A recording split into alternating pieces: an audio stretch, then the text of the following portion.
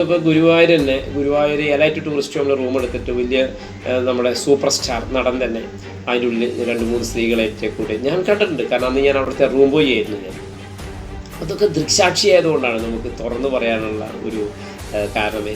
ഇപ്പോൾ ജഗതി ശ്രീകുമാർ, അദ്ദേഹം തീരെ വയ്യ എങ്കിലും ഇവരൊക്കെ തന്നെ നമുക്ക് പച്ചയ്ക്ക് പറയുകയാണെങ്കിൽ തന്നെ ഇവരൊന്നും ചിലറക്കാരല്ല, ഒക്കെ കളിക്കാരാണ്. അപ്പോൾ ഇതുപോലുള്ള ആളുകൾക്കൊക്കെ തന്നെ ഇന്നല്ലെങ്കിൽ നാളെ പിടി വീഴും. നമസ്കാരം, ഞാൻ ശ്യാം സുന്ദറാണ്.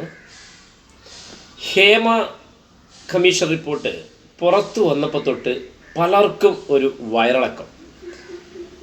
അത് എന്താണെന്ന് എല്ലാവർക്കും അറിയാം അല്ലേ? എന്താണ് ഹേമ കമ്മീഷൻ റിപ്പോർട്ട്? എല്ലാവർക്കും അറിയാം.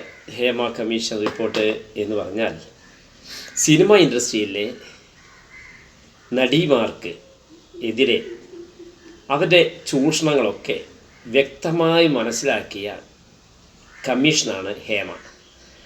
അപ്പോൾ ഈ ഹേമയുടെ റിപ്പോർട്ട് ഗവൺമെൻറ് എന്ന് വേണമെങ്കിൽ പറയാം തടഞ്ഞു വെച്ചിരുന്നു. കാരണം ആരൊക്കെയോ രക്ഷിക്കാനുള്ള തത്രപ്പാടാണ് സത്യത്തിൽ ഗവൺമെൻറ്റിനുണ്ടായിരുന്നത്.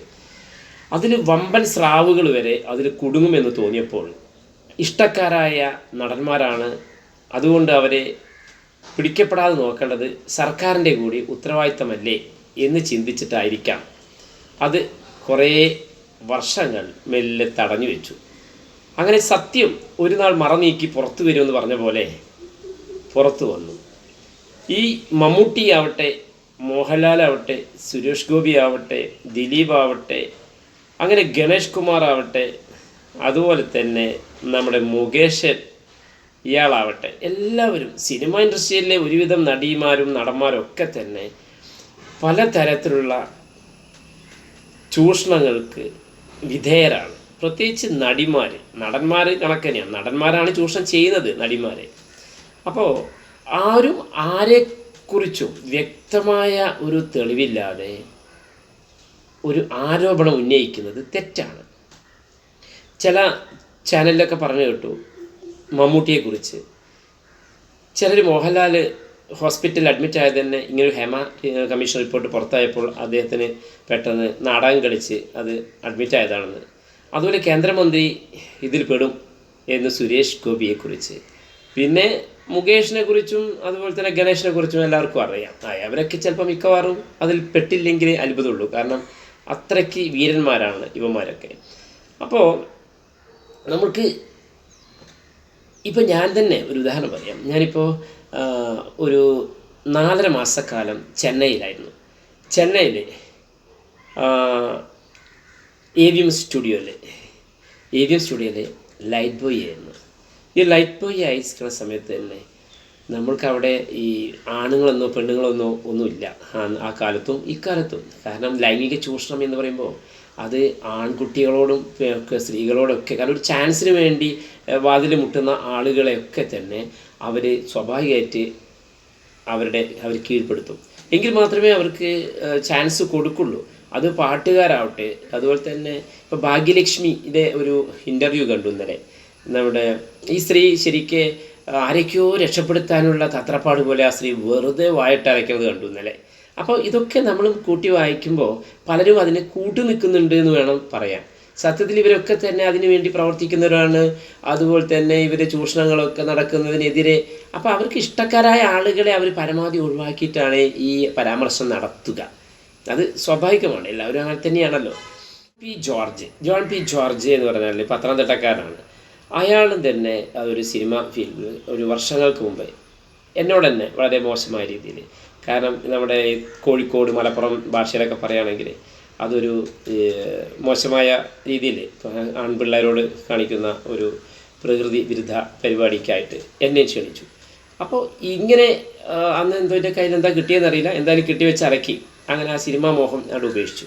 പിന്നീടാണ് പിന്നെ മദ്രാസിയൊക്കെ നാട് വിട്ടത്. ഇത് കോട്ടക്കലാട്ടോ. കോട്ടക്കലൊരു screen test, makeup test, film test എന്നൊക്കെ പറഞ്ഞിട്ട് ഈ ചങ്ങാതി എൻ്റെ നിന്ന് കുറേ കാശൊക്കെ കടം മേടിച്ചു. ഞാൻ കടം മേടിച്ചു പോയതാണ്. എന്നിട്ട് അതൊക്കെ എന്നെ കൊണ്ട് പറ്റിച്ച് അങ്ങനെ ഇതുപോലെ ഒരുപാട് സിനിമയിൽ അവസരം കിട്ടാൻ വേണ്ടിയിട്ട് നമ്മളില്ലാത്ത കാശൊക്കെ ഉണ്ടാക്കി നമ്മൾ ഇതിന് വേണ്ടിയിട്ട് നടന്നു നിൽക്കുന്ന ആളുകൾ ഇന്നുമുണ്ട്. ഇപ്പോൾ പുതുമുഖങ്ങളെ ആവശ്യമുണ്ട് എന്ന് പറഞ്ഞ് പത്രപരസ്യങ്ങൾ കാണാം, നിങ്ങൾ ശ്രദ്ധിച്ചിട്ടുണ്ടാവും ചിലപ്പം. ഇതൊക്കെ തന്നെ ഒരു ചതിക്കുഴിയാണ് ശരിക്കും, സത്യത്തിൽ ഒരു ചതിക്കുഴിയാണ്.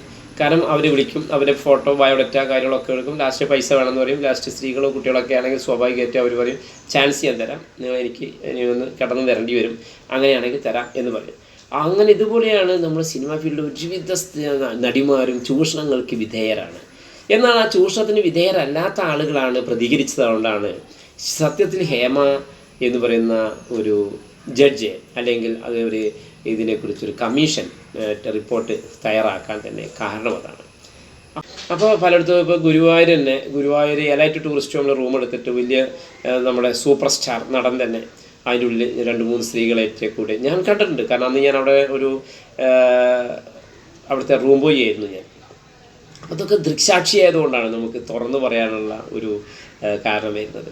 അപ്പോൾ ഇത് ഒക്കെ മറന്നീക്കി ഒരു നാൾ പുറത്തു വേണം. പരാതി കിട്ടിയാൽ തീർച്ചയായിട്ടും ഗവൺമെൻറ് അല്ലെങ്കിൽ പോലീസ് സേന അത് അന്വേഷിച്ച് ആ കുറ്റക്കാർക്കെതിരെ നിയമ നടപടികൾ സ്വീകരിക്കണം, അവൻ എത്ര വലിയവനായാലും ശരി.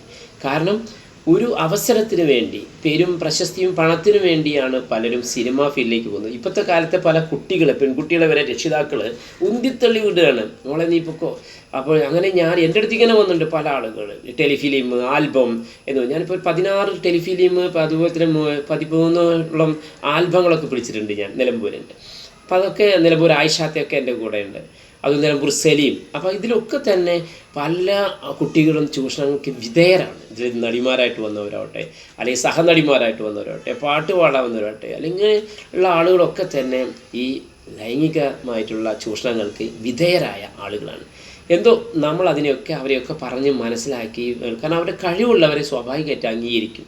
കഴിവില്ലാത്തവരാണ് കൂടുതൽ ഇതുപോലുള്ള കടന്നു കൊടുക്കാൻ നിർബന്ധിതരാകുക എന്ന് വേണമെങ്കിൽ പറയാം.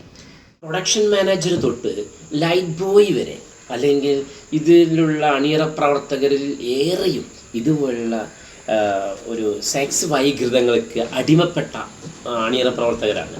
അതിൽ അപൂർവം ചില ആളുകൾ മാത്രമേ ഉള്ളൂ സിനിമ ഇൻഡസ്ട്രിയിൽ നല്ല മനുഷ്യരായിട്ടുള്ള ആൾക്കാർ. അവരെ നമ്മൾക്ക് എടുത്തു പറയേണ്ട ആളുകൾ തന്നെയാണ്.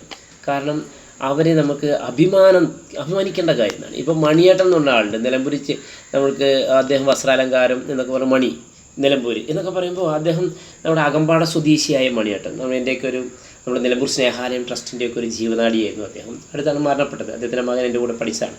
അപ്പോൾ ഇതുപോലുള്ള അപൂർവ ആളുകൾ അവർക്ക് വളരെ നല്ല വശങ്ങൾ മാത്രം അവർ സ്വീകരിക്കുകയും അവരുടെ ജോലിയുടെ ഭാഗമാണത്, ജോലിയായിട്ട് അവരുടെ ചോറായിട്ട് കാണുന്ന എത്രയോ ആളുകൾ സിനിമാ ഫീൽഡിലുണ്ട്. അവരെ കൂടി പറയിപ്പിക്കാൻ വേണ്ടി മാത്രമാണ് സത്യത്തിൽ ഇതുപോലുള്ള കുറേ നടീനാടന്മാർ, പണത്തിന് വേണ്ടി ചില സ്ത്രീകൾ നടിമാർ ചിലപ്പം പണം കിട്ടും, അഭിമാനമായിട്ട് നല്ല വേഷം കിട്ടും എന്ന് കരുതി അവരെ ചൂഷണങ്ങൾക്ക് അവരെന്നെ നിന്നു കൊടുക്കും. അങ്ങനെ ഞാൻ ഗുരുവായൂർ എനിക്ക് അറിയാം ധാരാളം അയോധ്യ ടൂറിസ്റ്റ് ഹോം ആവട്ടെ, അല്ലെ RVK ടൂറിസ്റ്റ് ഹോം ആവട്ടെ, അങ്ങനെയുള്ള പല ഭാഗങ്ങളിൽ, ഇപ്പോൾ ഡൽഹിയിൽ കേരള ഹൗസിൽ ഞാൻ അവിടെ ജോലി ചെയ്തിട്ടുണ്ട്. അതുപോലെ ഗോവയിൽ കമ്പൽ ബീച്ച് റിസോർട്ടിൽ ജോലി ചെയ്തിട്ടുണ്ട്. അതുപോലെ മുംബൈ തന്നെ ഫാത്തിമ മൻസിൽ എന്ന് പറയുന്ന ഒരു ടൂറിസ്റ്റ് ഹോം, അവിടെ ജോലി ചെയ്തിട്ടുണ്ട്. കൽക്കട്ടയിൽ കാളിക്കട്ടിൻ്റെ അടുത്തുള്ള ഒരു അംബേദ്കർ എന്ന് പറഞ്ഞിട്ട് ഒരു ടൂറിസ്റ്റ് ഹോമുണ്ട്. അപ്പോൾ ഇങ്ങനെയുള്ള സ്ഥലങ്ങളിലൊക്കെ തന്നെ ഇതിനെ ഒരു കേന്ദ്രീകരിച്ച് റൂമുകൾ അല്ലെങ്കിൽ ഇതുപോലുള്ള ടൂറിസ്റ്റ് ഹോമുകളെ കേന്ദ്രീകരിച്ചാണ് ഇവർ പലർക്കും ഇൻ്റർവ്യൂ ചെയ്യുന്നത്. ഈ ഇൻ്റർവ്യൂ എന്ന് പറയുന്നത് എന്താണ്? ചൂഷണമാണ് സത്യത്തിൽ. എനിക്കറിയാം പല ആളുകൾ ഗതികേട് കൊണ്ടും ഗത്യന്തരമില്ലാതെ ഇതിനെ നിന്നു കൊടുക്കുന്ന ഒരുപാട് ആളുകൾ എനിക്ക് നല്ലവണ്ണം അറിയാം. അപ്പോൾ ചുരുക്കത്തിൽ ഇതിൽ ഒരു നടന്മാരെയും നമ്മൾ പ്രത്യക്ഷത്തിൽ വിമർശിക്കേണ്ട. കാരണം ഈ ഒരു റിപ്പോർട്ട് പുറത്തു വന്ന സ്ഥിതിക്ക് ഇനി പരാതിക്കാരുള്ള നടിമാരുണ്ടെങ്കിൽ തീർച്ചയായും അവർ പോലീസിലെ വിവരം അറിയിക്കണം.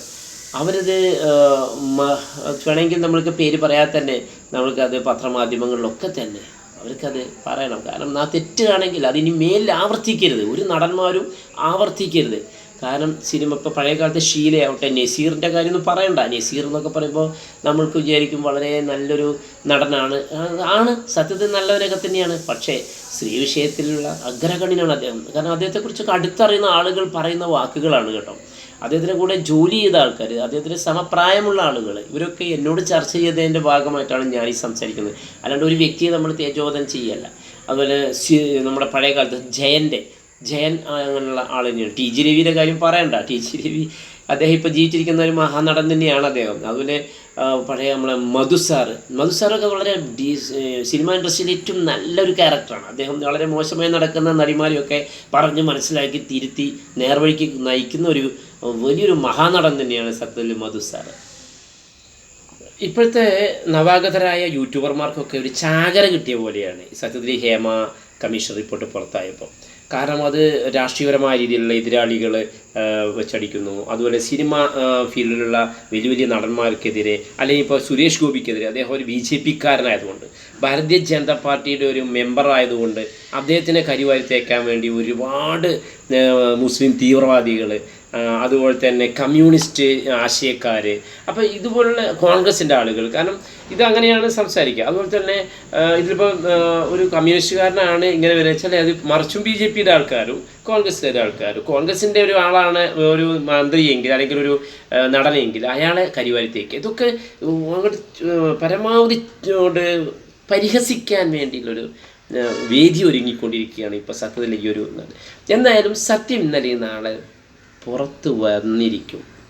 കാരണം ഇത് ഈ കർണാടകയിലും ആന്ധ്രയിലും അല്ലെങ്കിൽ എല്ലാ സംസ്ഥാനത്തിലുള്ള സിനിമ വ്യവസായ മേഖലയിലെയും ഒന്നിച്ച് ബാധിക്കുന്ന ഒരു സംഭവം തന്നെയാണിത്. അപ്പോൾ കേരളം ഇതൊരു മാതൃകയാകട്ടെ. എത്ര വലിയ സൂപ്പർ സ്റ്റാർ നടനാവട്ടെ, മമ്മൂട്ടി ആവട്ടെ, മോഹൻലാൽ ആവട്ടെ, അല്ലെങ്കിൽ ഈ പറഞ്ഞ നമ്മുടെ ശ്രീ സുരേഷ് ഗോപി ആവട്ടെ, അല്ലെങ്കിൽ മറ്റുള്ള നടന്മാരുടേത്, എല്ലാവരും ഇപ്പോൾ ഇവരൊക്കെ തന്നെ ഇതിന് ടോവിനോ അതുപോലുള്ള ഇവരുടെ കംപ്ലീറ്റ് ആളുകളും തെറ്റ് ചെയ്തിട്ടുണ്ടെങ്കിൽ അവർ നിയമത്തിൻ്റെ മുമ്പിൽ വരണം, അവരെ വരുത്തണം.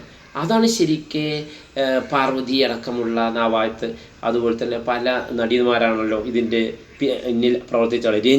രഞ്ജിനിയൊക്കെ സത്യത്തിൽ ഒരു മാനസിക വിഷമം കൊണ്ട്, കുറ്റബോധം കൊണ്ട് തന്നെയാണ് ആ സ്ത്രീ സത്യത്തിൽ ഇതിനെതിരെയൊക്കെ കാര്യമായി പ്രവർത്തിച്ചത്. അമ്മ എന്നുള്ള സംഘടന ശരിക്ക് പറയുകയാണെങ്കിൽ അത് ഗുണ്ടായിസത്തിൻ്റെ ആളുകളെ പ്രൊട്ടക്റ്റ് ചെയ്യുകയായിരുന്നു മുമ്പൊക്കെ. ഇപ്പോൾ സിദ്ദിഖ് ഈ ആ സ്ഥാനം ഏറ്റെടുത്തതുകൊണ്ട് നമുക്ക് ഇത്തിരി പ്രതീക്ഷിക്കാം. എത്ര കണ്ട് പ്രതീക്ഷിക്കുവാകണ്ടെന്ന് അറിയില്ല, എങ്കിലും ഒരു ഗുണ്ടായിസമാണ് സത്യത്തിൽ ഇതിനെ നിയന്ത്രിക്കുന്നതന്നെ. സിനിമാ വ്യവസായ മേഖലയെ നിയന്ത്രിക്കുന്നതിന് ഒരുപാട് സ്ഥലങ്ങളിൽ, എല്ലാ ജില്ലകൾ തോറും ഇവർക്ക് ഫാൻസ് അസോസിയേഷൻ എന്ന് പറയുന്നതിൻ്റെ ഭാഗമായിട്ടും അതിനെ ദുരുപയോഗപ്പെടുത്തിക്കൊണ്ട് ഗുണ്ടായിസം ആളുകളൊക്കെ പ്രവർത്തിക്കുന്ന അത് ഇവിടെ നമുക്ക് കാണാം. എന്തായാലും നമുക്ക് ഒന്ന് ഞാൻ പറയാം, തെറ്റ് ചെയ്തവൻ അല്ലെങ്കിൽ ഉപ്പ് തിന്നവൻ ആരായാലും വെള്ളം കുടിച്ചിരിക്കും. അപ്പോൾ ഹേമ കമ്മീഷൻ്റെ ആ ഒരു കണ്ടുപിടുത്തം അല്ലെങ്കിൽ കണ്ടെത്തൽ എന്തായാലും ഭാവിയിലുള്ള സിനിമ വ്യവസായ മേഖലയ്ക്ക് നല്ലൊരു ഉണർവും നല്ലൊരു സത്യസന്ധമായ രീതിയിൽ അഭിനയിക്കാൻ കഴിവുള്ള ആളുകൾക്കൊക്കെ തന്നെ അംഗീകാരവും അഭിമാനവുമായി തീരട്ടെ എന്ന് ആശംസിച്ചുകൊണ്ട് നമ്മുടെ ഈ കൊച്ചു വീഡിയോ ഇവിടെ അവസാനിപ്പിക്കുകയാണ്. എല്ലാവർക്കും വിനീതമായ നമസ്കാരം. Thank you.